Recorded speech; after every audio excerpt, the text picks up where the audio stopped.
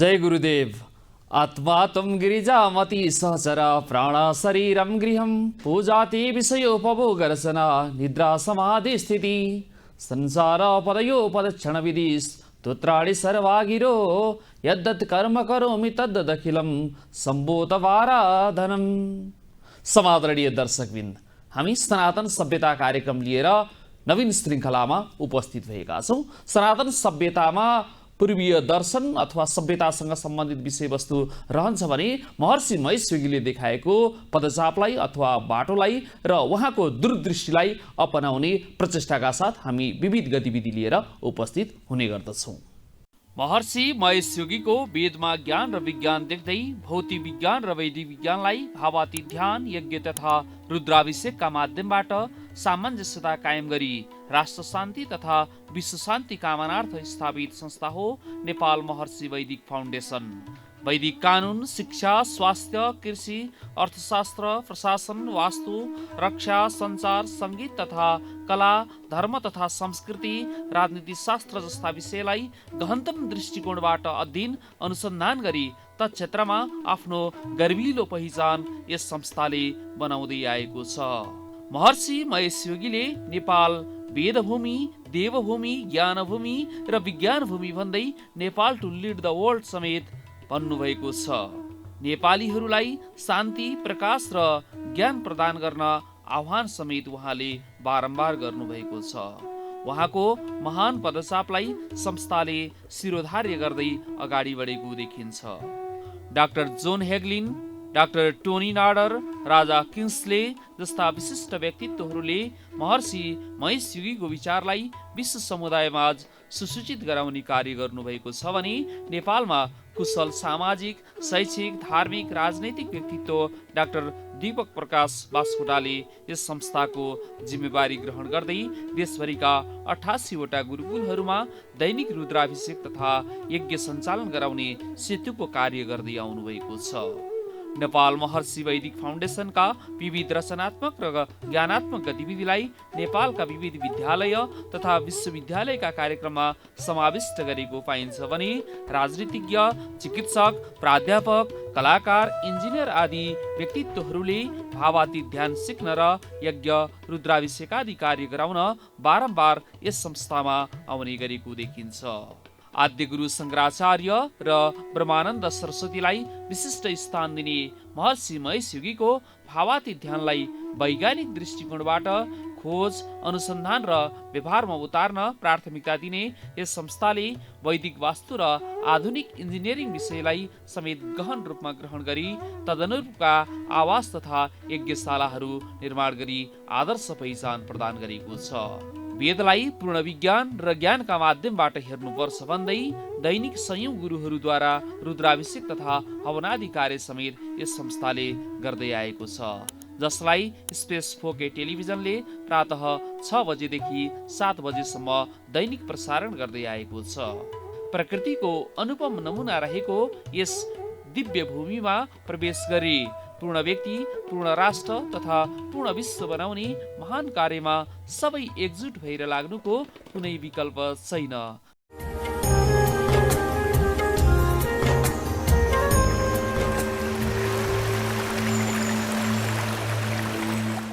साथसाथै भावातीत ध्यान के हो र ध्यानको विषयवस्तुले अहिलेको नयाँ पुस्तालाई कसरी परीक्षाहरूमा राम्रो नतिजा ल्याउन सक्दछ, ध्यानमा पनि भावातीत ध्यानको महत्त्वपूर्ण क्रियाकलाप अथवा कार्य कसरी गर्दछ, अरूभन्दा कसरी फरक छ र यसलाई हामीले बेलैमा पहिचान गर्नु कतिको आवश्यकता देखिन्छ, चाहे त्यो उपचारका क्षेत्रमा होस्, चाहे विभिन्न किसिमका राज्यका मानसिक समस्याहरू अहिले हामी देखिरहेका छौँ, ती समस्या निराकरणका क्षेत्रमा होस्, हरेक क्षेत्रमा जरैसम्म पुगेर निराकरण गर्ने एउटा महत्त्वपूर्ण औषधि रहेको छ भावातीत ध्यान। त्यो भावातीत ध्यानसँग सम्बद्ध रहेर ध्यान प्रशिक्षकका रूपमा लामो समयसम्म यसको प्रशिक्षणको भूमिका निर्वाह गर्नुहुने राष्ट्रिय र अन्तर्राष्ट्रिय क्षेत्रमा सयौं ध्यानीहरू उत्पादन गर्न सफल विशिष्ट व्यक्तित्व आदरणीय माधव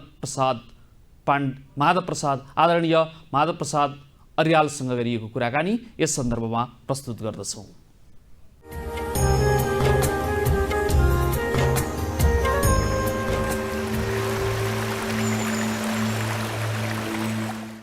नमस्कार। नमस्कार, जय गुरुदेव। यहाँ यस क्षेत्रसँग लामो समयदेखि आबद्ध हुनुभएको छ। संक्षिप्तमा भन्नुपर्दा ध्यान के हो र ध्यानलाई सर्वसाधारणले कसरी बुझ्ने?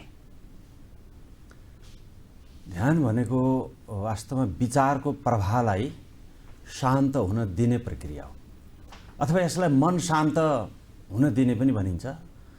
अब मन शान्त गर्ने पनि भन्न सकिन्छ, किनभने शब्दावलीको प्रयोग नगरिकन बुझाउन गाह्रो हुन्छ। वास्तवमा ध्यान भनेको एउटा अवस्थाको नाम हो, त्यसलाई अनुभव गर्न जान्ने एउटा कला हो ध्यान। अब भावातीत ध्यान अब यहाँले जान्न चाहनुहुन्छ पक्कै पनि, म किनभने भावातीत ध्यान प्रशिक्षक हुँ। भावातीत ध्यानले पनि ध्यानको मलाई लाग्छ वास्तविक परिभाषालाई समेटेको छ जस्तो लाग्छ, किनभने मन शान्त त्यति बेला हुन्छ जब हाम्रा विचारहरू समाप्त हुन्छन्। त्यसैले भावातीत भनेकै विचारबाट अतीत हुनु हो, विचारबाट पर हुनु हो। त्यसैले भावातीत ध्यानलाई महर्षिले परिभाषित गरे अनुसार यो एउटा सरल स्वाभाविक तरिकाले, वैज्ञानिक तरिकाले, गणितीय हिसाबले भनेको ग्रेजुअल्ली स्टेप बाई स्टेप विचारहरूलाई न्यूनीकरण गर्ने कला यसमा चाहिँ सिकाइन्छ र अन्तमा विचाररहित जुन एउटा शान्तिको अवस्था हुन्छ त्यसलाई आनन्दको अवस्था पनि भनिन्छ, त्यसलाई योगको अवस्था पनि भनिन्छ, युनिफिकेसनको अवस्था, जहाँ वास्तविक जीवनको यथार्थ त्यहाँ हुन्छ भन्ने चाहिँ प्राचीन ऋषि महर्षिहरूदेखि लिएर अहिलेका विज्ञानका अत्याधुनिक अनुसन्धानहरू, खास गरी क्वान्टम फिजिक्स, क्वान्टम मेकानिक्सका अनुसन्धानले पनि यसलाई प्रमाणित गरेको छ, एउटा ग्राउन्ड स्टेट भनेर, जसले समस्त विश्व ब्रह्माण्ड लगायत हाम्रा विचारहरू, हाम्रो मन, हाम्रो शरीर सबैलाई म्यानिफेस्ट गर्ने काम गर्छ, प्रस्फुटन गर्दछ। र त्यो अवस्थाको नाम नै वास्तवमा ध्यान हो। र भावातीत ध्यानमा चाहिँ क्रमिक रूपमा चाहिँ मनलाई शान्त हुन दिने काम हुन्छ। मैले यही जोड्न खोजेँ, अन्य ध्यान र भावातीत ध्यान बिचको भिन्नता यहाँले जोड्नुभयो। तथापि अन्य ध्यानहरूलाई जुन किसिमले अहिले परिभाषित गरेर विभिन्न अभियन्ताहरू पनि अगाडि बढेको देख्छौँ, त्यो दृष्टिकोणबाट हेर्दै गर्दा भावातीत ध्यानको अवस्था कस्तो रहेको छ विश्वमा, त्यसलाई कसरी मूल्याङ्कन गर्नुहुन्छ?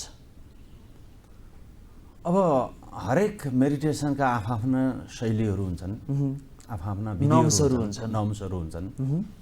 मलाई लाग्छ सबैको लक्ष्य चाहिँ एउटै हो, त्यो हो शान्ति र आनन्दको अनुभूति गर्नु, या आध्यात्मिक भाषामा हामीले भन्ने भने आत्मसत्ताको अनुभूति गर्नु। अब संसारमा यति धेरै ध्यानका विधिहरू छन्, मैले फ्रेङ्कली सबै मलाई थाहा छैन, मैले यो भन्नुपर्छ। अब केही सुने जानेका ध्यानका विधिहरू छन्, प्राय गरेर मैले के देख्छु भने त्यहाँ कन्सन्ट्रेट गर्ने, कन्ट्रोल गर्ने, मनलाई नियन्त्रण गर्ने, कुनै चिजमा फोकस गर्ने, त यी प्रक्रियाहरू बढी पाइन्छन्। त महर्षिको भावातीत ध्यानको प्रशिक्षकको नाताले मैले के देख्छु भन्दाखेरि त्यहाँ कुनै न कुनै सूक्ष्म लेभलमा भए पनि क्रियाकलाप हुन्छन्, एक्टिभिटी हुन्छ। जब कुनै क्रियाकलाप हुन्छ भने त्यो स्वभावैले ध्यान हुन सक्दैन। ध्यानको अवस्था भनेको त साइलेन्स हो, शान्ति हो, आनन्द हो, र ध्यानमा प्रयास गरिनु हुँदैन। त महर्षिले यसलाई बडो सिस्टमेटिक साइन्टिफिक ढङ्गले चाहिँ अगाडि लिएर जानुभएको छ। यसका अनुसन्धानहरू छन्, सैकडौँ अनुसन्धानले के देखाउँछ भने जब हामी मनलाई कुनै भौतिक वस्तुमा टाँस्ने काम गर्छौँ त्यो ध्यान हुन सक्दैन, त्यो कन्सन्ट्रेट हुन्छ, कन्ट्रोलिङ हुन्छ।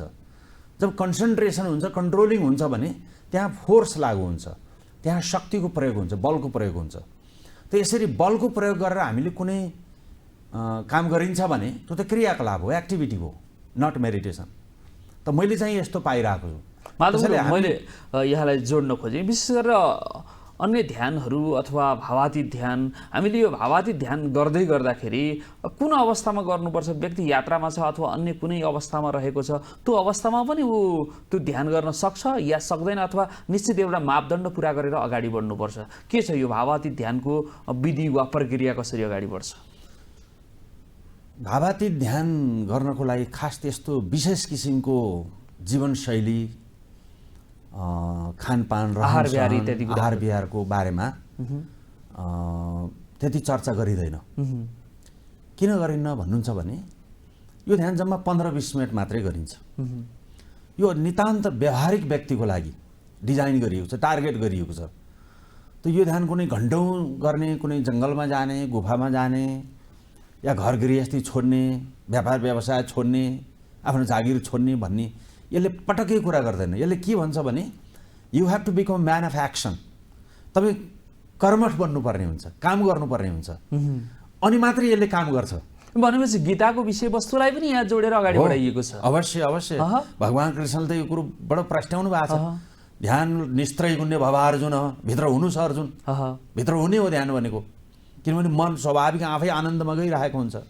त हामीले खालि बाटो छोडिदिने मात्रै हो, अगाडि जान्छ यो आफै।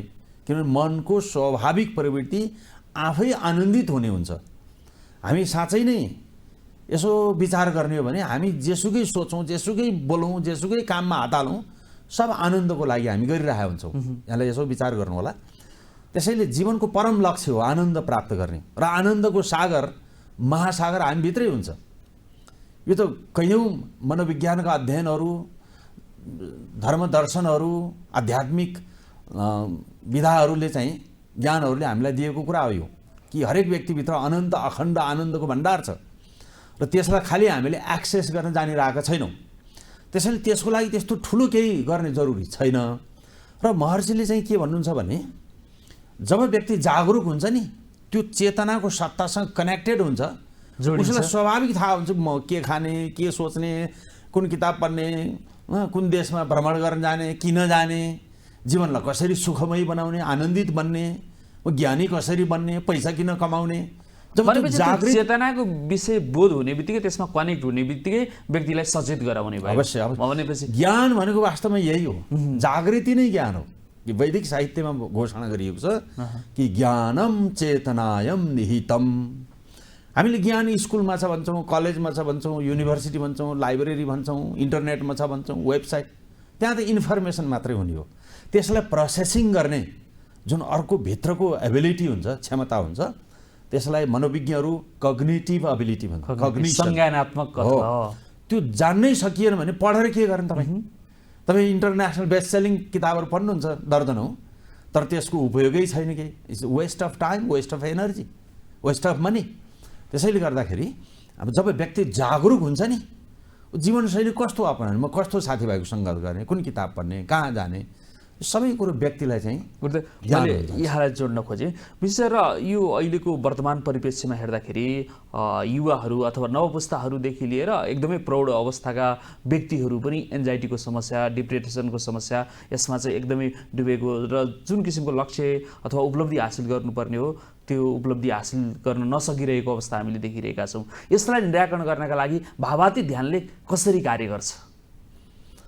अब भावाती ध्यान भनेको मैले यहाँलाई भर्खरै निवेदन गरेँ कि मनलाई या विचारलाई शान्त हुन दिने हो।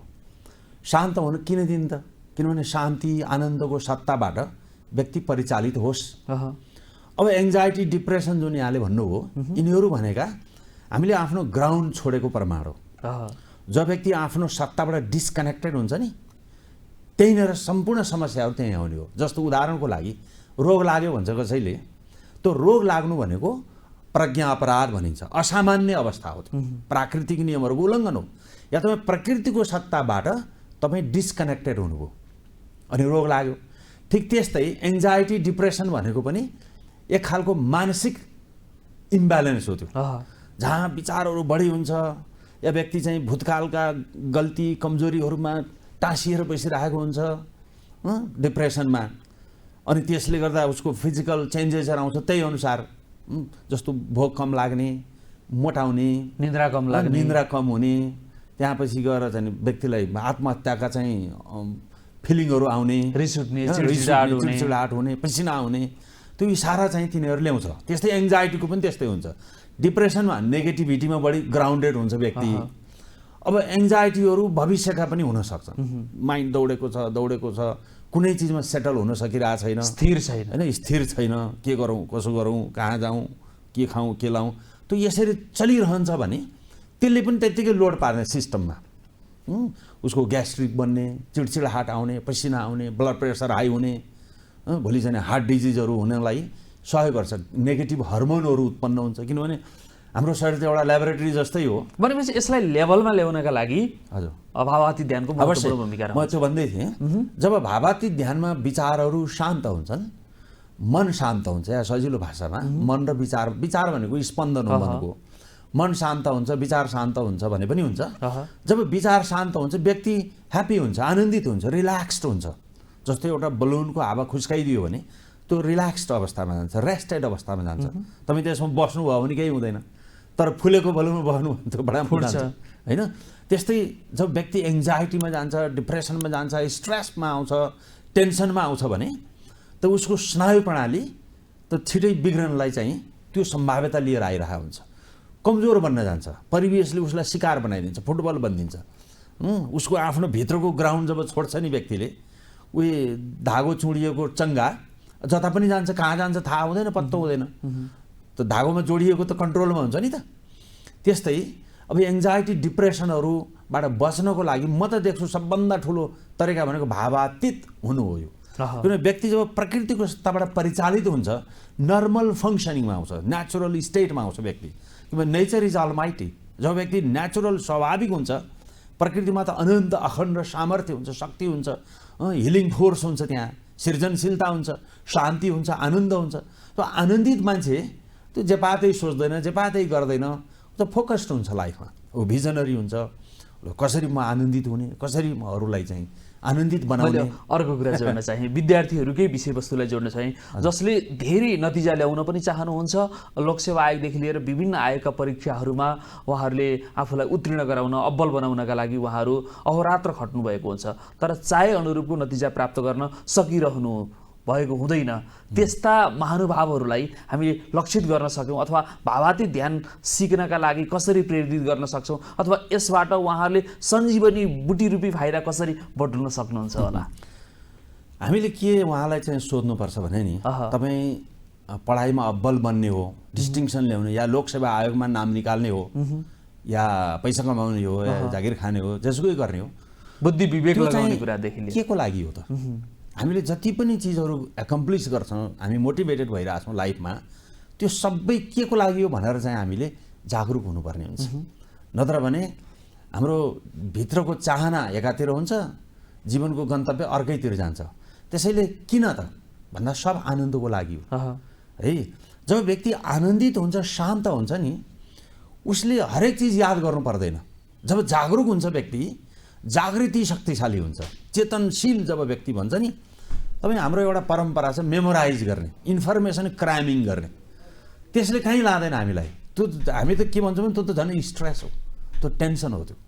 त्यसैले व्यक्तिको जागृति जब हुन्छ नि, उसले फिल्टर गरिदिन्छ लाइफमा, म केमा अब्बल बन्ने हो, केमा जिनियस बन्ने हो, के चिजलाई मैले चाहिँ बढी महत्त्व दिने हो, केलाई चासो दिने हो, के हो मेरो जीवनको लक्ष्य, के हो मेरो फोकस, के चिज मैले चाहिँ नि हासिल गरेँ भने मलाई मेरो स्वास्थ्य, शान्ति, आनन्द, मेरो परिवार, मेरो रिलेसनसिप, मेरो कम्युनिटी, मेरो मुलुक, मेरो विश्वमा म पोजिटिभ इन्फ्लुएन्स चाहिँ निकाल्न सक्छु। एउटा फोकस्ड व्यक्तिले मात्रै त्यो गर्न सक्ने हुन्छ। तर जो व्यक्तिले चाहिँ यो पनि गर्छु, त्यहाँ पनि जान्छु, त्यो पनि एकम्प्लिस गर्छु, खालि भौतिक सुख सुविधाहरूलाई मात्रै फोकस गर्न थाल्यो भने व्यक्तिको आन्तरिक ब्यालेन्स जुन हुन्छ त्यो लडखडा हुन थाल्छ, त्यो ढल्ने हुन्छ।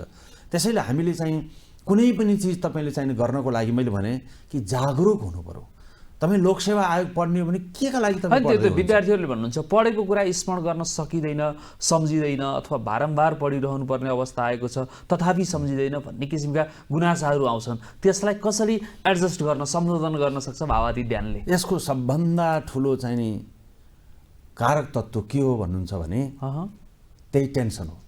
स्ट्रेसमा जब हुन्छ नि, तपाईँ स्ट्रेसमा कतिको काम गर्न सक्नुहुन्छ, कतिको टेलिभिजनमा इन्टरभ्यूहरू लिन सक्नुहुन्छ होइन, तपाईँलाई टेन्सन भइरहेको छ, कतिको सही तरिकाले बोल्न सक्नुहुन्छ, यो सम्भव हुँदैन।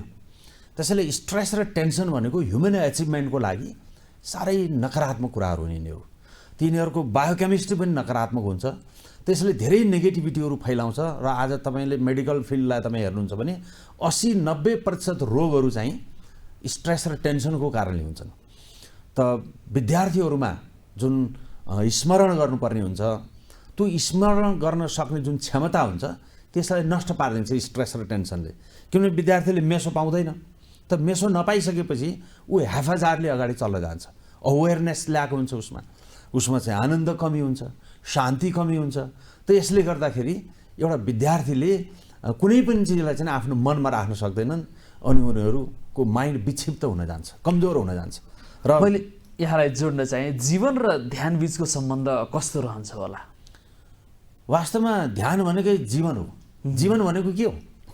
हामीले जीवनलाई बाहिरको चिज हो भनेर चाहिँ परिभाषित गर्छौँ, राम्रो खाने लाउने यो गर्ने ऊ गर्ने।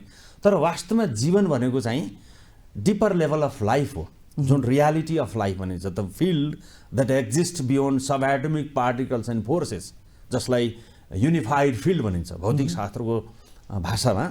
एकत्वको सत्ता हो, योगको सत्ता, यौगिक सत्ता हो। त्यो जीवनको वास्तविकता भनेको आत्मसत्ता हो। त्यसलाई ब्रह्म सत्ता भनिन्छ, निर्वाण सत्ता भनिन्छ। अब यो कुरा गर्दाखेरि अलिक ठुलो कुरो गर्यो भन्ने लाग्न सक्छ, तर व्यक्ति जब नजिक हुन्छ नि त्यो सत्ताको, उसले कुनै बनावटीपना गर्नु पर्दैन। ऊ चाहिँ रोगी हुनुबाट चाहिँ नि स्वस्थ हुनुतर्फ उन्मुख हुन जान्छ। व्यक्ति अशान्तबाट शान्तितर्फ जान्छ, नेगेटिभिटीबाट पोजिटिभिटी जान्छ व्यक्ति। किनभने आत्मसत्तामा कहिल्यै नेगेटिभिटीको एक्जिस्टेन्स हुँदैन, त्यहाँ जहिले पनि पोजिटिभिटी हुन्छ, शान्ति हुन्छ, हार्मोनी हुन्छ, अर्डर हुन्छ, क्रिएटिभिटी सृजनशीलता हुन्छ। त्यो सबै चिजले भरिएको एउटा सत्ता जुन हुन्छ त्यसैलाई रियालिटी अफ लाइफ भन्ने हो, जीवनको यथार्थ, जीवनको वास्तविकता। त यो बाहिरको त सबै तपाईँ भौतिक शास्त्रको एङ्गलमा हेर्नुहुन्छ भने सब अणु परमाणुहरू हाई स्पिडमा जब भाइब्रेट हुन्छ, यो हाम्रो आँखाले त्यो भित्रको सत्तालाई देख्दैन, यो बाहिरको देख्छ। त्यो एटमहरूको चङ्किङलाई हामी वास्तविक जीवन भनेर हामी हिँडिरहेको छौँ। त्यो चाहिँ जान्नको लागि हामी ध्यान साधनाबाट जब रिल्याक्स्ड हुन्छौँ, आनन्दित हुन्छौँ, शान्त हुन्छौँ, अनि हाम्रो बाहिरको फोकस चाहिँ न्यूनीकरण हुँदै भित्रको आनन्द र शान्तिको अनुभूतिबाट हामीले जीवनको गहराईलाई अनुभूति गर्न सक्ने ध्यानले मात्रै गर्छ। छोटो समयमा धेरै उपलब्धि हासिल गर्नका लागि ध्यानको भूमिका कस्तो रहन्छ होला? भावातीत ध्यान अझ विशेष गरेर हाम्रो एउटा समाजमा परम्परा के आइरहेछ भने जीवन सङ्घर्षले मात्रै परिवर्तन गर्छ। जीवन एक दुःख हो, जीवन एक पीडा हो, दुःख नगरी सुख हुँदैन। अझै के भन्छ, दुःख बराबर सुख हुन्छ। त्यस्तो चाहिँ नियम छैन प्रकृतिमा। त जसले प्रकृतिको फोर्सलाई हार्नेस गर्न जान्दछन्, जसले आफ्नो कन्सियसनेसलाई एक्सपिरियन्स गर्न जान्दछन्, प्रकृतिको अनन्त अखण्ड शक्तिले भरिएको सत्तालाई कनेक्सन गर्न जान्दछन् भने त्यो प्रकृतिको सत्ताले उनीहरूको जीवन चलाइदिन्छ। उनीहरू जस्ट बदलिदिन्छ। इन्टेन्सन, उनीहरूको चाहनाबाट साना साना सङ्कल्पहरू पनि मटेरियलाइज हुन जान्छ। ऋग्वेदमा यस सम्बन्धमा बडा सुन्दर अभिव्यक्ति छ, यतिनाम ब्रह्म भवति सारथि। जसले आफूलाई योगमा स्थापित गरेको हुन्छ उसलाई मैले सहयोग गर्छु। जसले ममा आफूलाई चाहिँ समर्पित गरेको हुन्छ उसलाई म प्रकृतिले सहयोग गरेको हुन्छ। यतिनाम ब्रह्म भवति सारथि भनेको ध्यान गर्नेहरू, योग गर्नेहरू जसले युनिफाइड फिल्डको एक्सपिरियन्स गर्छन् उनीहरूलाई म सहयोग गर्छु। किनभने त्यो सत्ता भनेको त लाइभली अर्ग्यानिक कन्सियस एउटा चाहिँ फिल्ड हो। त्यो डेड पिस हुँदैन, त्यहाँ जहिले पनि लाइभलीनेस हुन्छ, सब चिज जानिरहेको हुन्छ। नोवरको फिल्ड हो त्यो, जान्ने सत्ताको नाम हो त्यो। त्यसैले तपाईँका साना साना चाहनाहरू पनि शान्ति र आनन्दबाट अगाडि बढ्छन् भने तिनीहरू छिटो फुलफिलमेन्टमा जान्छन्। यदि तपाईँ यो सत्ताबाट डिस्कनेक्टेड हुनुहुन्छ तपाईँ सङ्घर्ष गर्न बाध्य पर्नुहुन्छ अनि जीवन दुःखदायी हुन्छ।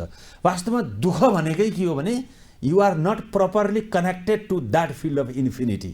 अनन्त अखण्ड जुन सत्ता हुन्छ त्यहाँबाट जब व्यक्ति डिस्कनेक्टेड हुन्छ, रोग व्यथा पीडा नेगेटिभिटी भ्रष्टाचार हत्या अपराधहरू सबै के हो त भन्दाखेरि व्यक्तिको मन दौडिरहेको हो।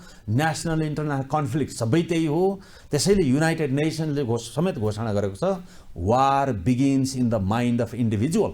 युद्ध लडाइँ जति पनि छ नेगेटिभिटी त्यो सबै व्यक्तिको मनको कुरा हो, मनको उपज हो।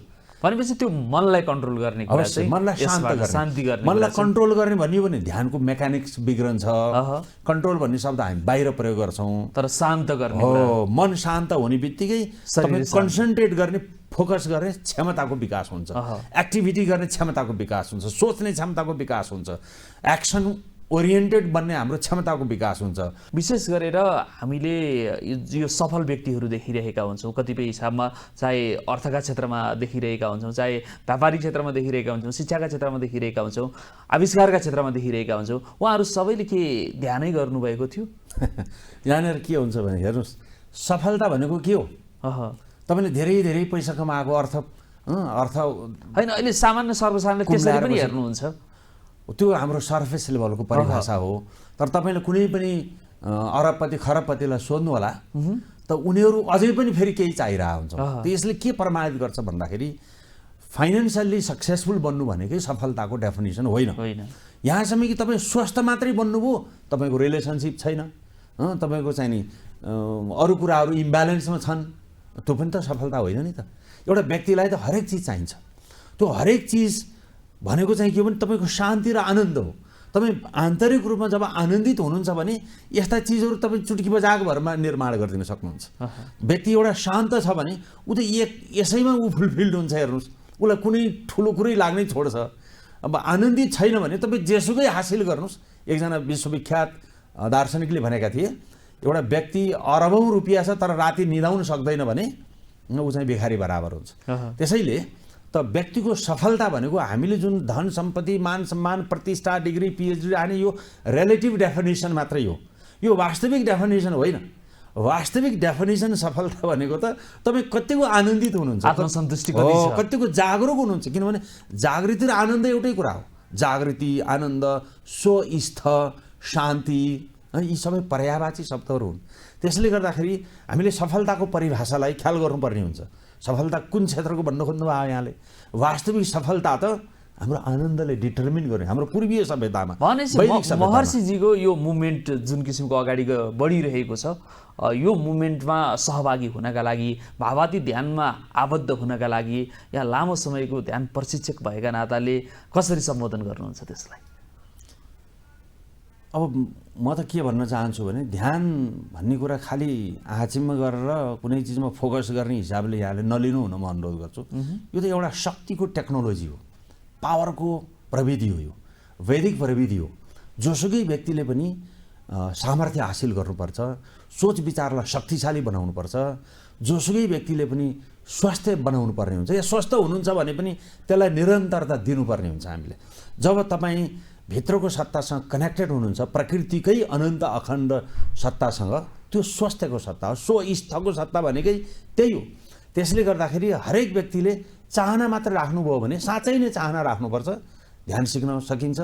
र यो त गुड न्युज के छ भने बडो सजिलो 15-20 मिनट गरे हुन्छ।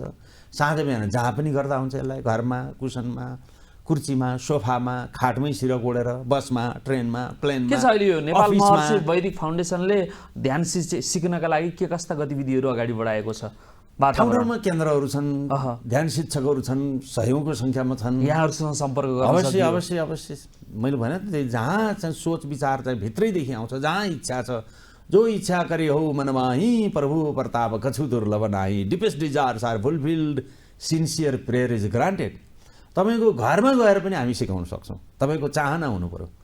हामी चाहना हुने व्यक्तिलाई सिकाउनलाई हामीलाई बडो आनन्द लाग्छ।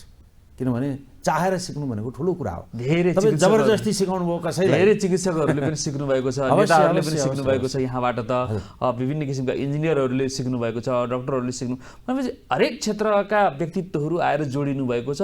तर पनि अझ कतिपय व्यक्तिहरूले यसलाई अझ बुझ्नु भएको छैन भनेपछि नबुझ्ने व्यक्तिहरूलाई पनि हामीले यो घेरामा चाहिँ जोड्नुपर्छ। हो, यो त अब संसारको नियम हो। सबैजनाले सबै चिज बुझ्छन् भन्ने कुरो हुन्न, सबैले प्र्याक्टिसै गर्नुपर्छ भन्ने पनि छैन।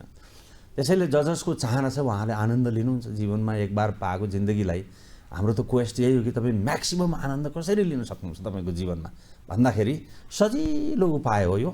तपाईँ भित्रतिर हुन दिनुहोस्। निस्त्रै गुण्यो बाबा अर्जुन। त यसैलाई योगस्थ कुरु कर्माणि भन्छ। काम पनि गर्ने हो, फेरि तपाईँ ध्यानै मात्रै गरेर डुबेर जाने होइन। तपाईँ हाम्रो जागृति हुन्छ ध्यानमा, जागृतिले हामीलाई म्यान अफ एक्सन बनाउँछ। रेस्ट एक्टिभिटीले जीवनको ग्रोथ गर्छ। 200% अफ लाइफ भन्छौँ हामी। आध्यात्मिकता 100% हुन्छ र भौतिक सुख सुविधा सफलता तपाईँको अर्को 100% हुन्छ। त्यसैले living 200% of life through transcendental meditation. हस्, आफ्नो व्यस्त समयका बावजुद पनि हाम्रो यो जुन किसिमको सनातन सभ्यता नामक कार्यक्रमलाई समय दिनुभयो। महर्षिको जुन यो मुभमेन्ट छ यसमा एकताबद्ध भएर लामो समयदेखि अगाडि बढ्नुभएको छ। यो यात्रामा अझ यहाँ अगाडि बढ्नका लागि थप सामर्थ्य र जुन किसिमको उत्साह र उमङ्ग छ त्यो अझै अभिवृद्धि भएर जाओस्। स्पेस पोकेट टेलिभिजन र जुन किसिमको सनातन सभ्यता कार्यक्रमको तर्फबाट यहाँलाई विशेष विशेष धन्यवाद। जय गुरुदेव। यहाँलाई पनि धेरै धेरै धन्यवाद। नमस्कार। जय गुरुदेव।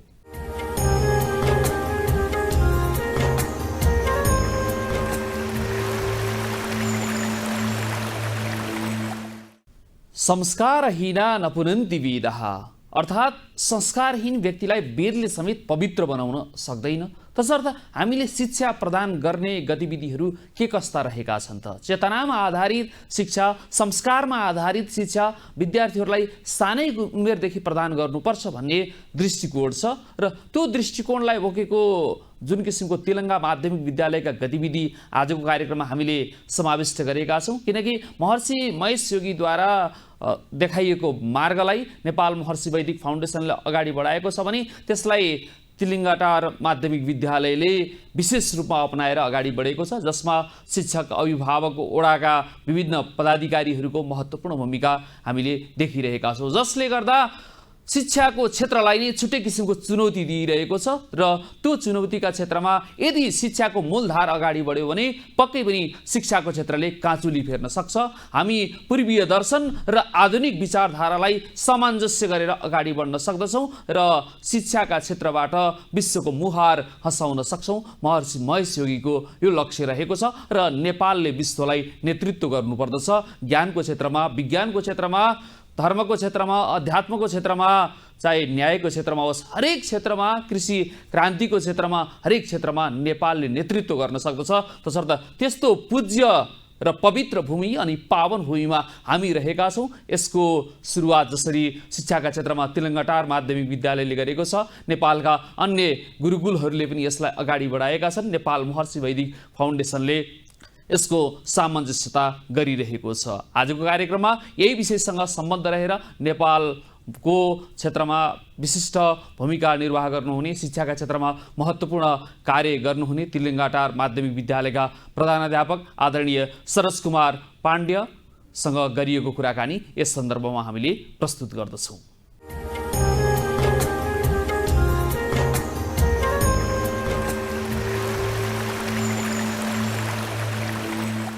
जय गुरुदेव। जय गुरुदेव। यहाँ लामो समयदेखि शिक्षा क्षेत्रमा आबद्ध हुनुभएको छ र महर्षि महेश योगीले देखाएको चेतनामा आधारित शिक्षालाई यहाँहरूले अवलम्बन गर्नुभएको छ। सम्भवतः नेपालकै पहिलो विद्यालयका रूपमा तिलिङ्गाटार माध्यमिक विद्यालय रहन्छ। के छ, हामी अरू विद्यालयहरूभन्दा के अर्थमा फरक छौँ? हामी अरू विद्यालयभन्दा चेतनामा आधारित शिक्षा प्रदान गर्ने एकमात्र नेपालको सरकारी विद्यालयको रूपमा परिचित छौँ र विगत 15 वर्षदेखि हामीले सम्पूर्ण त्यहाँ अध्ययनरत विद्यार्थी भाइ बहिनीहरू र सम्पूर्ण शिक्षक तथा कर्मचारीहरूलाई नियमित रूपमा ध्यान योग सिकाइरहेका छौँ। के छ अहिले यसले गर्दाखेरि विद्यार्थीहरूको जुन शिक्षण सिकाइ क्रियाकलाप रहन्छ अथवा ज्ञानार्जनका गतिविधिहरू आन्तरिक रूपमा अथवा बाह्य रूपमा सञ्चालित गतिविधिहरूबाट के कस्तो फरक पनि उहाँहरूमा प्राप्त गर्नुभएको छ? चेतनामा आधारित शिक्षाले एउटा शिक्षालाई चाहिँ नि गहिराइमा पुर्याउने काम गरेको छ र वास्तवमा ध्यान महर्षि महेश योगीको ध्यानको कार्यक्रमबाट विद्यार्थीहरू चाहिँ नि स्ट्रेस फ्री भएर पढ्ने, विद्यालयमा नियमित रूपमा विद्यालय उपस्थित हुने, दैनिक रूपमा चाहिँ नि दिनको 2 पटक ध्यान योग आसन प्राणायामहरू गर्ने र विद्यार्थीहरूमा चाहिँ सिकाइमा परिवर्तन भएको छ। 15 वर्ष अगाडिको सिकाइ र हालको सिकाइलाई हेर्ने हो भने आमूल परिवर्तन भएको हामीले पाएका छौँ। विद्यार्थीहरूमा रुचि छ, विद्यार्थीहरू चाहिँ कुनै प्रकारका टेन्सन रहँदैनन् र विद्यार्थीहरूले आफ्ना गृह कार्यमा व्यस्त हुन्छन्, सिकाइमा व्यस्त हुन्छन् र हामीले चाहिँ शिक्षक साथीहरूले पनि त्यो अभ्यास गर्ने भावनाले विद्यार्थीले घरमा पनि अनिवार्य गर्नुहुन्छ। अभिभावकहरूलाई पनि हामीले सिकाएका छौँ र स्थानीय निकायका जनप्रतिनिधिहरूले पनि सिकाएका छौँ र वास्तवमा तिलिङ्गाटार माध्यमिक विद्यालय एउटा आफैमा सरकारी विद्यालय, नमुना विद्यालय हो भने र विशेष गरी यो ध्यान योग कार्यक्रमले यसलाई विशेष विद्यालयको रूपमा चिनिन्छ। भनेपछि त अन्य विद्यालयहरू अहिले ध्यान योगलाई त्यति धेरै प्राथमिकता दिएको देख्दैनौँ। अन्य गतिविधिहरू भनेको छ एआईको युग भनेको छ, फरक फरक कुराहरूलाई मात्रै प्राथमिकता दिएको छ। के छ अब यो आधुनिकता अथवा नयाँ विषयहरू सँगसँगै अहिले हामी वेदले देखाएको बाटोतर्फ फर्किनुपर्ने आवश्यकता यहाँले कतिको देख्नुभएको छ यो शिक्षा क्षेत्रमा आबद्ध हुँदै गर्दाखेरि? हजुर, अनि मेरो लामो समयको अनुभवले के देखाएको छ भने विगतमा हामीले जसरी एउटा विद्यार्थीलाई शिक्षण गरिरहेका थियौँ त्यो शिक्षण पद्धतिभन्दा यो फरक प्रकारको पद्धति शिक्षक साथीहरूलाई पनि हामीले प्रत्येक वर्ष तालिम दिन्छ महर्षि फाउन्डेसन, नेपाल महर्षि फाउन्डेसनले। र त्यहाँ विद्यार्थी भाइ बहिनी, नयाँ विद्यार्थी भाइ बहिनीहरू आउँछन्, उनीहरूलाई पनि हामी ध्यान योग सिकाउँछन्, जसले गर्दा 100% पार्टिसिपेन्ट हुन्छन् विद्यार्थीहरू, जसले गर्दा सकारात्मक सोचको विकास भएको छ र ऊर्जा प्राप्त भएको छ। र हामी कहाँ ध्यान गराउने हल पनि वास्तु हल नै छ। 2वटा छुट्टा छुट्टै हलहरू छ, गर्ल्सहरूको लागि र बोइजहरूको लागि। फरक फरक ठाउँमा चाहिँ हाम्रो गर्ल्सहरूमा शिक्षिकाहरूले नै ध्यान सिकाउनुहुन्छ भने बोइजहरूलाई चाहिँ शिक्षकहरूले ध्यान सिकाउनुहुन्छ। र हामीले त्यहाँ व्यवस्थित किसिमको हल, जुन किसिमको डल्लपयुक्त हल छ, जुन चाहिँ नि हामी 15 दिने प्याकेज सिकेका विद्यार्थीलाई त्यहाँ लान्छौँ। र 5 दिनको पहिलो प्याकेज टिएम सिकेका, ट्रान्सेन्डेन्टल मेडिटेसन मात्रै सिकेका विद्यार्थीहरू चाहिँ कक्षा कोठामा फर्निचरमै बसेर उनीहरू ध्यान योग गर्नुहुन्छ। र बाँकी जो सिद्धि प्रोग्राम सिकेका विद्यार्थीहरू हुन्छन्, 15 दिनको प्याकेज सिकेका भाइ बहिनीहरू आफ्नो फ्लाइङको स्टेजसम्म पुग्ने भएको हुनाले ती भाइ बहिनीहरू योगिक फ्लाइङ हुन्छ। हाम्रो विद्यार्थीहरू प्रत्येक दिन चाहिँ 30, 40, 50जनासम्म हाम्रो फ्लाइङ हुन्छ हलमा, विद्यार्थीहरू, शिक्षकहरू, होइन। त्यसले गर्दा तिनीहरूलाई चाहिँ हामीले व्यवस्थित डल्लप राखेको चाहिँ नि हलमा लगेर सिकाउँछौँ। र यो चाहिँ हाम्रो बिहान 11 बजेपछि हुन्छ, बेलुका 4 बजेपछि हुन्छ। दिनको 2 पल्ट नियमित रूपमा कक्षा सञ्चालन गर्दा हामीले विद्यालय गर्छौँ भने हामी शिक्षक विद्यार्थी भाइ बहिनीहरूलाई अनुरोध गर्छौँ घरमा पनि तपाईँ आफूहरू सिक्नुहोस्। मैले यही कुरा यहाँले जोड्दै थिएँ, अभिभावकहरूको प्रतिक्रिया कस्तो पाउनु भएको छ? अभिभावकहरूलाई हामीले जब ध्यान सिकाउँछौँ, सुरु 5 दिनको ट्रान्सेन्डेन्टल मेडिटेसन टिएम सिकाउँछौँ, त्यो टिएम सिकाउने बेलामा हामी सम्पूर्ण नयाँ विद्यार्थीलाई, नयाँ अभिभावकलाई ओरिएन्टेसन गराउँछौँ, उहाँहरूलाई जानकारी गराउँछौँ। हामीले यसरी ध्यान सिकाउँदैछौँ, जसले गर्दा भाइ बहिनीहरूको स्ट्रेस चाहिँ बाहिर आउन सक्छ, जसले गर्दा चित्कार हुनसक्छ, उनीहरूमा रुवावासी हुनसक्छ, पीडा हुनसक्छ। त्यसले गर्दा यो अवस्था हुन्छ भनेर उहाँहरूलाई जानकारी गराउँदा उहाँहरू चाहिँ खुसी हुनुहुन्छ। र घरमा त्यस्ता खालका कोही क्रोनिक रोग लागेका विद्यार्थी भाइ बहिनीहरूलाई विशेष खालको उपचार पनि गर्नुपर्ने अवस्थाहरू पनि आएको छ। किन भन्दा त्यो घरको कारणले गर्दा, विभिन्न पारिवारिक कारणले गर्दा पनि उपचार पनि गर्नुपर्ने अवस्थाहरू आएको छ भने अरू भाइ बहिनीहरू सुरुमा अलिकति चित्कार हुन्छन्, कराउँछन्, चित्याउँछन्, डल्लप च्यात्छन्, उफ्रिन्छन्, कोठाभरि दौडिन्छन्। जब उनीहरूमा स्ट्रेस फ्री हुन्छ, उनीहरू आनन्दसँग एकै थलामा बसेर पद्मासनमै उनीहरू फ्लाइङ गर्न सक्छन्। त्यसपछि उनीहरूले फिलिङ गर्छन् कि अभिभावकले पनि बुझ्नुहुन्छ कि मेरा छोराछोरी चाहिँ नि अब शान्त स्वभावका भए, स्ट्रेस फ्री भए, यिनीहरूले पढ्छन्, यिनीहरूको बौद्धिकता विकास हुन्छ, यिनीहरूमा सक्षमता हुन्छ, यिनीहरूमा चाहिँ जो विद्यालय जान्न भन्ने विद्यार्थी विद्यालय जानुहुन्छ। र विद्यार्थीहरूलाई हामीले चाहिँ नेपाल सरकारले खुवाएको खाजाका अलावा नगरपालिकाले पनि खाजा खुवाएको हुनाले हामी 4 बजेपछि पनि उनीहरूलाई ध्यान योगमा राख्न मजाले सक्छौँ। किन 1 बजे उनीहरू थपी चाहिँ पेटभरि खाजा खान पाउँछन्। जसले गर्दाखेरि चाहिँ नि हामी कहाँ आउने विद्यार्थी भाइ बहिनीहरू चाहिँ नि 5 बजीसम्म विद्यालय रहनुहुन्छ। अभिभावकहरूको सकारात्मक सोच छ, विद्यार्थीहरूको पढाइप्रति उहाँहरूको शारीरिक चिन्ता, मानसिक चिन्ताहरू सबै प्रकारको मुक्त हुने हुनाले अभिभावकबाट कुनै प्रकारको पनि हामीलाई चाहिँ त्यो खालको अब्जेक्सनहरू अहिलेसम्म छैन। अब के छ यो भावातीत ध्यान, जुन किसिमको यो यौगिक गतिविधि, यसले विद्यालयको शिक्षण सिकाइ क्रियाकलापमा त प्रभाव पार्यो नि, विद्यार्थीहरूलाई कुलतमा लाग्ने, साथसाथै नकारात्मक दृष्टिगोचरण अथवा सोचाइ आउने, लागु पदार्थ सेवन इत्यादि कुराहरूमा फस्ने, त्यो किसिमका वातावरणलाई न्यूनीकरण गर्न कतिको भूमिका खेल्छ जस्तो लाग्छ यहाँलाई? होइन, हामीले रिसर्चहरू पनि हेऱ्यौँ, महर्षि युनिभर्सिटीबाट प्रकाशित रिसर्चहरू पनि हेऱ्यौँ, पढ्यौँ, पुस्तकहरूमा पायौँ, के भन्छ सिडीहरूमा पायौँ।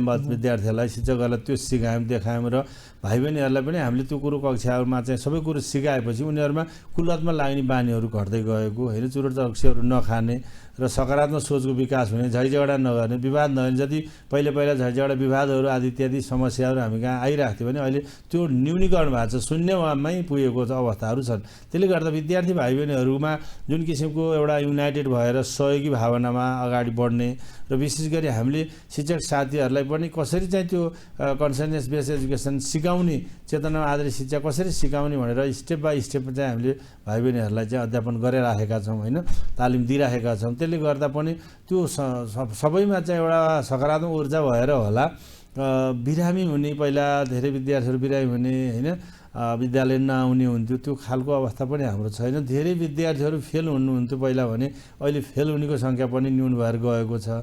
त्यसले गर्दा जिपिएहरू राम्रो ल्याउने, जिपिए वृद्धि भएको छ, एकदमै जिपिए वृद्धि भएको छ, एसईको रिजल्ट राम्रो भएको छ, जसले गर्दा केटाकेटी यो भावाती ध्यान गर्दा र नगर्दाको अवस्था एकदम हामीले त्यसको सर्वे गरेका छौँ, फारम भरेका छौँ विद्यार्थीहरूमा, उनीहरूको जुन किसिमको पोजिटिभ रेस्पोन्स छ र जसले गर्दा फ्लाइङ गर्न सक्ने विद्यार्थीहरूले स्कलरसिप पाएर थाइल्यान्डमा चाहिने अहिले ब्याचलर कोर्स पनि पढ्दैछन् हाम्रो 2 जना छोरीहरू छात्राहरू। अनि उनीहरूको त्यो खालको चाहिँ एउटा वृद्धि विकास त्यसले चाहिँ म्यासेज दिएको छ। तिलिन्टार माध्यमिक विद्यालयमा चाहिँ पढ्न पाए, भर्न पाए चाहिँ यहाँ ध्यान सिक्न पाइन्थ्यो भन्ने खालका चाहिँ समाजमा पनि म्यासेज गएको अवस्थाहरू छन्। त्यसले गर्दा हामी एउटा चाहिँ नि साँच्चीकै नमुनामाथि पनि नमुना विद्यालयको रूपमा चाहिँ विकसित भएका छौँ। हाम्रो विद्यालयहरू हेर्न आउने, ध्यान योगहरू गर्ने विद्यालय कस्तो हुन्छ भनेर अरू देश विदेशका मान्छेहरू पनि हेर्न आउनुहुन्छ। भनेपछि हामी समाजका लागि मात्रै नभएर सिङ्गो राष्ट्रकै लागि नै एउटा उदाहरणीय कर्ममा अगाडि बढिरहेका छौँ। जो वेदविद्या आश्रमहरूले अपनाएका गतिविधिहरू रहेका छन्, ती गतिविधिहरू भन्दा पनि अझ एउटा आधुनिक र जुन किसिमको पुरातन अथवा जुन वैदिक यो विषयवस्तुलाई सँगै हामीले जोडेर अगाडि बढिरहेका छौँ। के चाहिँ यो महर्षिको मुभमेन्टलाई यहाँले विज्ञानका रूपमा हेर्नुहुन्छ अथवा अध्यात्मका दृष्टिकोणबाट हेर्नुहुन्छ अथवा पूर्ण विज्ञानका दृष्टिकोणबाट, ज्ञानात्मक दृष्टिकोणबाट मूल्याङ्कन गर्नुहुन्छ? होइन, आध्यात्मिक पाटोभित्र भएको ज्ञानात्मक क्षेत्र हो, जहाँ चाहिँ धेरै ज्ञानका कुराहरू छन्, वेदमा लेखिएका कुराहरू, त्यहाँका मन्त्रहरू, त्यो चाहिँ सम्पूर्णतया हामीले सबै अध्ययन गर्न सकेका छैनौँ। तर महर्षि फाउन्डेसनमा जुन किसिमको अध्ययन गरिएको छ, 600-700वटा चाहिँ रिसर्चहरू गरिएका छन्, जसले गर्दा चाहिँ नि यो चाहिँ वेदमा भएका आध्यात्मिक कुराहरूलाई चाहिँ नि ज्ञानमा जोड्न सकिन्छ, शिक्षामा जोड्न सकिन्छ, कृषिमा जोड्न सकिन्छ, उपचारमा जोड्न सकिन्छ। हरेक प्रकारका चाहिँ नि समुन्नतको लागि पाटोमा चाहिँ यसले मार्गदर्शन दिएको छ। त्यसकारण यो आध्यात्मिक पाटोबाट आएको विज्ञान हो, जुन किसिम चाहिँ नि प्रुफ भएको, प्रमाणीकरण भएपछि त ट्रुथ हो, सत्य हो। विज्ञान भनेको सत्य तथ्य हो, सत्य तथ्यमा आधारित भएको हुनाले प्रमाणमा आधारित छ। त्यसले गर्दा यो वास्तवमा चाहिँ एउटा पूर्ण विज्ञान त होइन, तर आध्यात्मिक पाटोबाट आएको विज्ञान चाहिँ पक्कै हो। यसले चाहिँ नि प्रमाणीकरण गरेको छ, विश्वमा नै प्रमाणीकरण गरेको हुनाले अहिले अधिकांश राष्ट्रहरूमा यो छ। र अहिले अब हस्पिटलहरूमा भनौँ, अन्यत्र सेक्टरहरू, ब्याङ्किङ सेक्टरहरूमा सबै ठाउँमा योगदानहरू सिकाउन थालेको छ। किन भन्दा अहिलेको समाज, अहिलेको खानपान, अहिलेको रहनसहन, अहिलेको संस्कार संस्कृतिले मान्छेहरूमा जुन किसिमको परिवर्तन आइरहेको छ, यसलाई चाहिँ सही बाटोमा दिलाउने अथवा हिँडाउने काम चाहिँ योग ध्यानले गर्दछ। त्यस कारण भावती ध्यान मैले जुन किसिमको चाहिँ एउटा अनुभव गरेँ, जुन किसिमको तालिम पाएँ, नेपाल महर्षि फाउन्डेसनले जुन किसिमको हाम्रो शिक्षक साथीहरूलाई 6 महिनासम्म चाहिँ थाइल्यान्डमा लगेर चाहिँ 4-4 जना शिक्षकहरूलाई ध्यान योग सिकायो। मैले पनि हल्यान्डमा गएर यसको चाहिँ ट्रेनिङ लिन पाएँ। अनि यसरी जुन किसिमको हामीलाई हाम्रो विद्यालयलाई एउटा सामुदायिक विद्यालयमा कि यो चाहिँ प्र्याक्टिसको लागि मात्रै हो कि एउटा चाहिँ अनुसन्धानको लागि मात्रै हो कि भन्ने सोचेको थिएँ मैले। वास्तवमा यो होइन, साँच्चीकै यसले चाहिँ प्रमाणीकरण गरेको देखाएको छ। त्यसै भएर हामीले शिक्षा मन्त्रालयमा पनि अनुरोध गरेका छौँ र अहिले हरेक चाहिँ नि करिकुलममा चाहिँ यसलाई राख्नको लागि प्रयास भएको छ। केही पाटोहरू चाहिँ आएको पनि छन् करिकुलममा नेपाल सरकारलाई। त्यही त अन्य विद्यालयले नेपाल सरकारको पाठ्यक्रममा नै समाविष्ट गर्नुपर्ने हो अथवा तपाईँहरूले गर्नुभएको छ महाजनौ येन गतासक पन्था अथवा यहाँहरू जस्ता संस्थाहरू अगाडि बढिरहेका छन् वर्षौँदेखि अथवा दशकौँ वर्षदेखि अगाडिबाट चाहिँ यसलाई यो बाटोमा अगाडि बढ्नु भएको छ कि अरू विद्यालयहरूले अब नपछ्याउने त? अनि यो निश्चित रूपमा पछ्याउनु पर्छ। हामीले चाहिँ लोकल करिकुलम, स्थानीय पाठ्यक्रममा नै, टोखा नगरपालिकामा नै यो सबै लागू गर्नुपर्छ भनेर हामीले 1 देखि 8 सम्मको करिकुलम पनि नेपाल महर्षि फाउन्डेसनसँग बसेर हामीले बनाइसकेकै छौँ।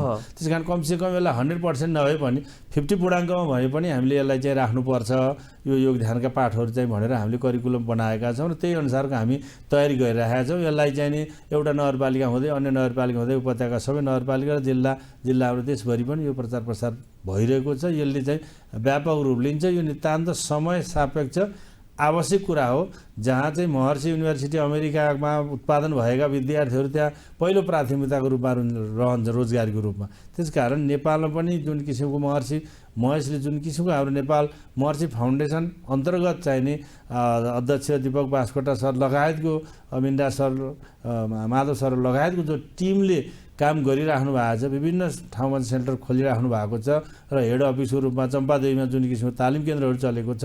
हिजोका दिनमा थाइल्यान्ड जानुपर्थ्यो, इन्डिया जानुपर्थ्यो भने अहिले सम्पूर्ण तालिम शिक्षक तालिम जहाँ चाहिँ टिटिसी ट्रेनिङ चाहिँ यही नै सञ्चालन हुन थालेको परिवेशमा यसले आफ्नो चाहिने दिशानिर्देश स्पष्ट पार्दै फराकिलो दायरामा र देशव्यापी रूपमा विभिन्न गुरुकुलहरूका सबै गुरुहरूलाई चाहिँ नि टिटिसी सिकाइसकेको छ, शिक्षक साथीहरूलाई नि सिकाइसकेको छ, मिलिटरी स्कुल लगायत चाहिने अन्य स्कुलहरूलाई पनि तालिमहरू दिइसकेको छ। त्यसकारण अहिले जुन किसिमको डाक्टरले पनि ध्यान यो गर भनेको छ, ब्याङ्किङ कर्मचारीले ध्यान गर यो गर भनेर सिकाएको छ। त्यो स्टेजमा पुग्नुभन्दा एउटा सानै उमेरदेखि नै स्कुलिङदेखि नै स्कुल लाइफदेखि नै विद्यार्थी भाइ बहिनीहरूलाई त्यो खालको चाहिँ टेन्डेन्सी नित्य कर्मका रूपमा त्यसलाई जोडेर अगाडि बढ्न सक्यौँ भने महर्षिले देखाएको लक्ष्य र जुन हजारौँ वर्ष पछाडिसम्मलाई काम लाग्ने उहाँको जुन दूरदृष्टि छ त्यसले गर्दाखेरि हरेक व्यक्तिको जीवन पनि सफलीभूत हुन्छ। एकदमै अब के रहन्छ यो शिक्षण सिकाइका गतिविधिहरू? हामीले जुन किसिमको आन्तरिक र बाह्य हरेक किसिमका रहन्छ, मूल्याङ्कनका गतिविधिहरू पनि रहन्छन् र यो महर्षिले देखाएको बाटोलाई अपनाउँदै गर्दाखेरि कक्षा कोठाका विद्यार्थीहरूका क्रियाकलापहरू जुन किसिमको प्रोजेक्टहरू होलान्, ग्रुपहरूको होलान्, हरेक किसिमका गतिविधिहरू रहन्छन् अथवा इन्डिभिजुअल रूपमा चाहिँ उनीहरूको प्रस्तुतिकरणका विषयवस्तुहरू जोडिएलान्। यसमा कतिको फरक पनि हामी देखेछौँ। एउटा रिजल्ट जिपिएको कुरा मात्रै रहेन, विद्यार्थीले एउटा शिक्षकप्रति गर्ने व्यवहार अथवा समाजका व्यक्तिहरूप्रति गर्ने व्यवहार, यो व्यवहारमा कतिको फरक पनि पाउनु? साँच्चीकै मैले अनुभव गरेकै कुरो हो, विद्यार्थीहरूको व्यवहारमा पनि परिवर्तन छ, उनीहरूको रुचि पनि छ यसमा होइन। र शिक्षण क्रियाकलापहरूलाई पनि शिक्षक साथीहरूलाई हामीले प्रत्येक वर्ष नेपाल महर्षि फाउन्डेसनले तालिम दिइरहेको छ। यसरी कसरी चाहिँ यसलाई चाहिँ कन्सेन्सस बेस्ड एजुकेसनमा चाहिँ नि शिक्षा दिने भन्ने कुरा जुन अहिले अन्य कन्ट्रिजहरूमा पनि लागू भएको छ होइन। अमेरिका जसरी लागू भएको छ, युरोपमा चाहिँ रिसर्च सेन्टर खोलेर त्यहाँ युरोपमा लागेको छ होइन। अब एसियामा चाहिँ थाइल्यान्ड, नेपाल लगायतका इन्डिया लगायतका मुलुकहरूमा चाहिँ राम्रो किसिमको चाहिँ नि यसको प्रभाव छ। नजिकको छिमेकी राष्ट्र इन्डियामा चाहिँ नि सयौँ स्कुलहरू खुलिएका छन् र महर्षि स्कुलमा भर्ना नपाए मात्रै अर्को स्कुलमा लाने भन्ने खालको संस्कार विकास भइसकेको छ। त्यही परिवेशमा पनि नेपालमा पनि एउटा साँच्चीकै हामीले एउटा पाइलट प्रोजेक्टको रूपमा यो पायौँ र यसलाई चाहिँ वास्तवमा पटक पटक चाहिँ हामीले महर्षि युनिभर्सिटीबाट आएका व्यक्तिहरूबाट र यहाँ गरेका क्रियाकलापहरूबाट र हामीले भोगेका देखेका कुराहरूबाट पक्कै पनि यो समाजलाई परिवर्तन गर्ने पाटो भनेको चाहिँ भागवती ध्यान नै हो। के चाहिँ अब यस्तो गहन विषय, गम्भीर विषय र वेदसँग सम्बन्धित विषय, विज्ञानमा आधारित विषय र व्यक्तिलाई पूर्ण व्यक्ति बनाउने विषय राज्यले अहिलेसम्म बुझ्न सकेको छैन अथवा शिक्षा क्षेत्रले अझैसम्म पहिचान्न नसकेकोमा यहाँको अन्तर्मनमा कस्तो भाव उत्पन्न हुन्छ? वास्तवमा सरकारलाई यो त मूल घेरामा ल्याउनु पर्ने विषय रहन्छ। पटक हामीले शिक्षा मन्त्रालयमा यसको सेमिनार गोष्ठी गऱ्यौँ, प्रेजेन्टेसन गऱ्यौँ फाउन्डेसनबाट होइन। हामीले चाहिँ स्थानीय सरकारहरूलाई पनि त्यो कुरो देखायौँ, घचघचाइराखेको पाटो छ। राज्यले सोच्नुपर्छ कि यो ध्यानमा आधारित शिक्षालाई अनिवार्य शिक्षाको रूपमा लगाइनुपर्छ। नेपाल कृषि प्रधान देश हो, कमसेकम ब्याचलरसम्म चाहिँ नि कृषिका सब्जेक्टहरू अनिवार्य पढाउने र इन्डस्ट्रीका सब्जेक्टहरू अनिवार्य पढाउने र योग ध्यानका पाठहरूलाई अनिवार्य पढायो भने उसको सिपसँगै, उसको दक्षतासँगै, उसको नलेजलाई पनि वृद्धि हुन्छ र ऊ आफू चाहिँ एउटा सफल बन्न सक्छ र उसलाई चाहिँ एउटा आफ्नो मोरल नैतिक जिम्मेवारीको रूपमा पनि उसलाई बनाउँछ र एउटा आफूमा भित्रैदेखि नै परिवर्तन भएर आउँछ र ऊ स्वस्थ बन्छ। पहिलो कुरो निरोगी बन्न सक्छ, स्वस्थ बन्न सक्छ होइन। जब स्वस्थ बन्छ उसको मानसपटल पनि स्वस्थ रहन्छ। त्यसले गर्दा जसरी हामीले चाहिँ लुगा धोएर सफा गर्छौँ, मोटरसाइकललाई वर्कसम्म लगाएर सफा गर्छौँ, गाडीलाई वर्कसम्म सफा गर्छौँ, तर हामीले शरीरलाई सफा गर्ने, शरीरलाई चाहिँ नि एउटा रिफ्रेस बनाउने, स्ट्रेस फ्री बनाउने र हामी चाहिने एउटा गहिराइमा डुब्ने, शून्यान्तरमा पुग्ने अवस्थामा चाहिने यो भागवती ध्यानले मान्छेलाई पुर्याउँछ। त्यो संस्कार चाहिँ एउटा बाल्यकालदेखि नै विद्यार्थीहरूलाई त्यो जुन किसिमको कोमल मन रहन्छ, मनदेखि, कोमल हजुर। मस्तिष्क रहन्छ, त्यो मस्तिष्कमा नै हामीले भर्ने कार्य गऱ्यौँ अथवा सुरुवात गऱ्यौँ भने पक्कै पनि त्यो दिगो हुन्छ। त्यो एकदमै त्यो अहिले हामीले जति पनि अहिले राज्यले सुरक्षामा अथवा जेल नेलमा खर्च गर्नु परेको छ, रिहेबिलिटेसन सेन्टर खोलेर चाहिँ नि खर्च गर्नु परेको छ, युवाहरू जुन किसिमको बिग्रेका अवस्थाहरू छन्, यी दुर्व्यसनमा सबै कुरा फँसेका दुर्व्यसनमा कुराहरू फस्ने कुराहरू चाहिँ निराकरण गर्ने पाटो भनेको भावती ध्यान हो। जब स्कुल लाइफदेखि नै उनीहरूलाई स्कुलिङ चाहिँ यो एजुकेसन दिन सक्यो भने असल नागरिक उत्पादन हुन्छ र असल नागरिकले असल देश बनाउन सक्षम हुन्छ।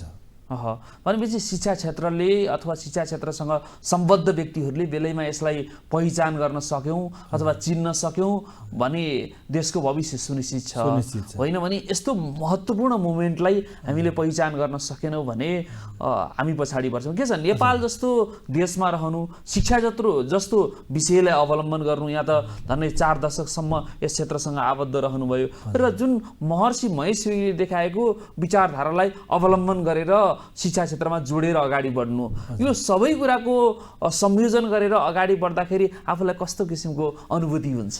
होइन, म वास्तवमा मलाई सुरुको अवस्था हेर्ने भने कसरी होला जस्तो लाग्थ्यो, कसरी आँखा चिम्लेर बस्ने, कसरी ध्यान हुने त्यो पनि समूह हुन्छ र भने जस्तो लाग्थ्यो मलाई। होइन, जब आफूले त्यो किसिमको प्र्याक्टिस गर्दै गरेँ, जुन किसिमको शिक्षक साथीहरूलाई त्यो किसिमको प्र्याक्टिसमा मैले ढालेँ, विद्यार्थीहरूलाई त्यो प्र्याक्टिस गराएँ, टोल समाजका अभिभावकहरूलाई गराएँ, जनप्रतिनिधिहरूलाई गराएँ र मैले चाहिँ नि 7 दिनको क्याम्प नै लगेर चाहिँ चम्पादेवी लगेर चाहिँ जनप्रतिनिधिहरूलाई, यसपालिका नयाँ प्रतिनिधिहरूलाई पहिला पनि विद्यालयमै गराएको थिएँ। अघिल्लो चुनावको जनप्रतिनिधि, अहिलेको चुनावको चाहिँ जनप्रतिनिधिहरूलाई, मेयर साहब लगायतका सम्पूर्ण व्यक्तित्वहरूलाई लगेर चाहिँ नि चम्पादेवीमा 7 दिन चाहिँ राखेर उहाँहरूलाई चाहिँ स्कलरसिप टोटल अहिलेसम्म सबै प्रकारका शिक्षक, विद्यार्थी, समाज, जनप्रतिनिधिहरूलाई स्कलरसिपमा चाहिँ नेपाल फाउन्डेसनले यो खालले चाहिँ हामीलाई लगानी गरेको छ। त्यसकारण यो लगानी साँच्चीकै यसले रिटर्न दिन्छ भन्ने विश्वासमा हामी पुगेका छौँ। मेरो लामो समयको शिक्षण अनुभवबाट म अन्य विद्यालय, अन्य शिक्षकहरूलाई पनि त्यो खालको प्रहरलाई पनि कार्यक्रमहरू गर्नुपर्छ भनेर अगाडि बढिराखेको छु। के छ, यहाँलाई बिचमै जोडेँ, रोकेँ मैले। के छ, यहाँहरूले नेतृत्व गरेर समन्वयकर्ताको भूमिका निर्वाह गरेर अन्य विद्यालय, टोखा नगरपालिका मात्रै नभएर अन्य क्षेत्रका विद्यालयहरूलाई पनि ल्याएर जोडेर समन्वयकारीको भूमिका निर्वाह गर्न सकिँदैन यो किसिमको महायज्ञ अथवा जुन किसिमको गतिविधिमा? होइन, सकिन्छ मजाले। हामीले चाहिँ नि पटक अबको योजना के रहन्छ? होइन, जस्तो चाहिँ इन्टरनेसनल कन्फरेन्स नै हामीले यहाँ गरायौँ, जुन किसिमको जर्नलहरू, पुस्तकहरू यहाँ निस्कियो, जुन किसिमको चाहिँ हामीले कार्यक्रमहरू गऱ्यौँ र यसले व्यापक रूपमा जोड्न खोजेका छौँ। यो देशव्यापी रूपमा यो लानुपर्छ, गर्नुपर्छ र यसले चाहिँ नि करिकुलममा पनि यसले अलिकति स्पेस पाउनुपर्छ, अलिक धेरै ठाउँ पाउनुपर्छ।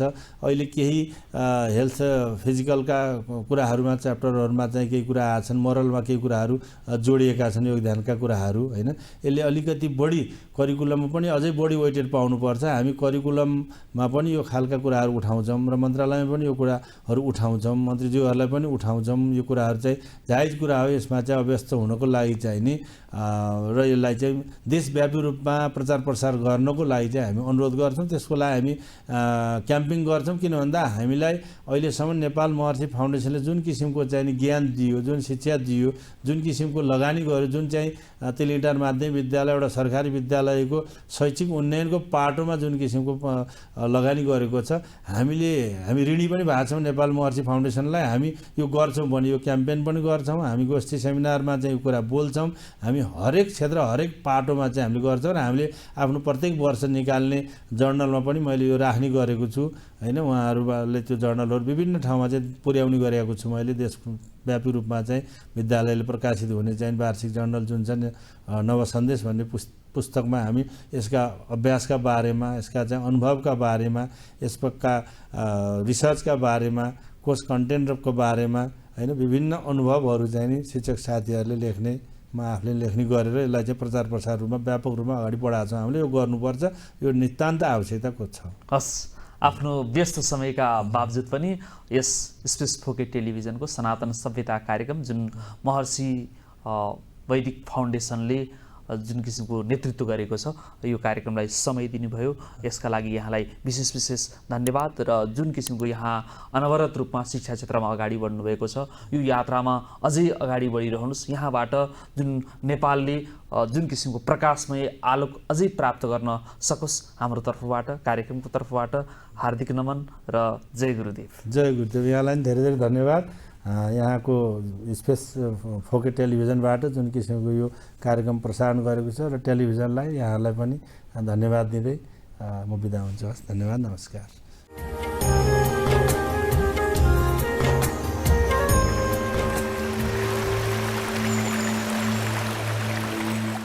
समादरणीय दर्शकबिन, नेपाल महर्षि वैदिक फाउन्डेसन वेदको मूल बाटोलाई अगाडि बढाउने र विशेष गरेर महर्षि महेश योगीले देखाएको बाटोलाई, पदचापलाई अगाडि बढाउने महत्त्वपूर्ण संस्था हो र यही धारमा हरेक व्यक्ति र समुदाय अगाडि बढ्न सक्यौँ भने हामीले विश्वलाई अगाडि बढाउन सक्दछौँ, विश्वको नेतृत्व गर्न सक्दछौँ। हरेक किसिमका राजनीतिक क्षेत्रमा देखिएका समस्याहरू, सामाजिक क्षेत्रका, न्यायिक क्षेत्रका, शैक्षिक क्षेत्रका, हरेक क्षेत्रका समस्याहरू सजिलै निर्मूल पार्न सक्छौँ। व्यक्तिलाई सभ्य, भव्य, ऊ मानसिक रूपमा सक्षम र तन्दुरुस्त बनाउन सक्दछौँ। जब मानसिक रूपमा व्यक्ति सक्षम रहन्छ तब उसले गरेका हरेक किसिमका क्रियाकलापहरू अर्थपूर्ण रहन्छन्, समाज परिवर्तन हुन सक्दछ र सभ्य र सुसंस्कृत समाजको निर्माणमा महत्त्वपूर्ण भूमिका निर्वाह गर्छ भन्ने किसिमका गतिविधिसहित आजको कार्यक्रममा उपस्थित रह्यौँ। आगामी अङ्कमा फरक विषय र प्रसङ्गसहित पक्कै पनि महर्षिको पदचापलाई अपनाउने प्रचेष्टाका साथ उपस्थित हुने नै छौँ। तबसम्मका लागि यस कार्यक्रमका लागि विविध भूमिका निर्वाह गर्नुहुने नेपाल महर्षि वैदिक फाउन्डेसनका विविध पदाधिकारीहरू, साथसाथै स्पेस फोके टेलिभिजनका प्राविधिक पक्षका मित्रहरू र म कार्यक्रम प्रस्तोता माधव भुसाल कार्यक्रमबाट बिदा हुन चाहन्छु। नमस्कार, जय गुरुदेव।